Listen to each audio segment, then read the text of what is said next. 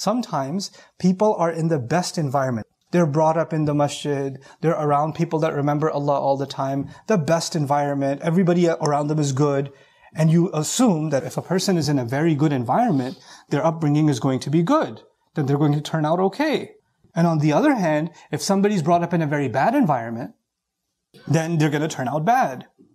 But think about that. When Allah decided that Ibrahim alayhi salam is going to be guided, he was in the worst possible environment. Nobody believed. Everybody around him was doing shirk. All he saw around him was idols. When the young people of the cave decided to turn to Allah, they're not even prophets.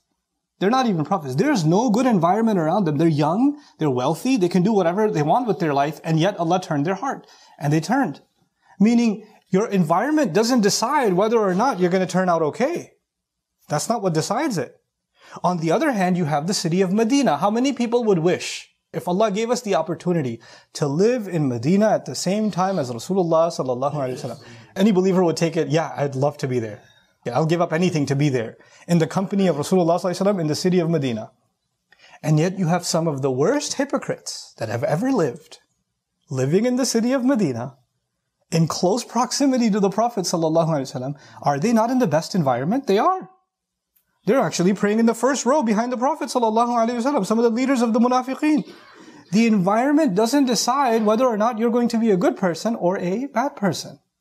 That's not going to decide. When Allah decides to guide you, then none of the misguiding factors have any effect. When Allah decides that if you walk away from Allah's guidance, you could be in the best environment, it won't make any change.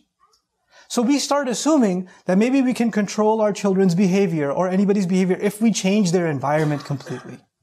I want to give them a different kind of environment. I want to give them a more suitable environment. The best environment is actually a supportive environment from a person. It's not society, it's not the street, it's not the school, it's not the outside world. It's the world inside the family. That's actually the ultimate influence. Think about this. You have this child, Yusuf alayhi salam. Just a kid. Tells his dad a dream. He just saw a dream. And his dad tells him not to tell his brothers, and, encourages him and reminds him of Allah. What we learn as a hint from the Quran is from an early age, his father actually gave him some good lessons in life. How to remember Allah. How to keep conscious of Allah in your life as a child.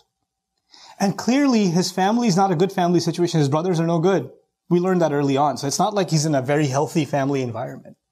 And soon after that, he's kidnapped. He's taken away. He's now a servant in a non-believing society, which means there's no believing influence left. Later on in his life, he's in jail. Obviously, jail's not a good environment. So most of his early life, he spent in a bad environment. Most of his early life was in a terrible environment. Yet that did not control his guidance. That did not dictate what kind of person he's going to be. But good influence, good reminder from his father had an effect. Our job is to remind each other lovingly. Our job is not to control. Our job is not to get anxious and frustrated with those that we love when they don't behave the way we want them to behave. This is actually not the way of the Prophets ﷺ.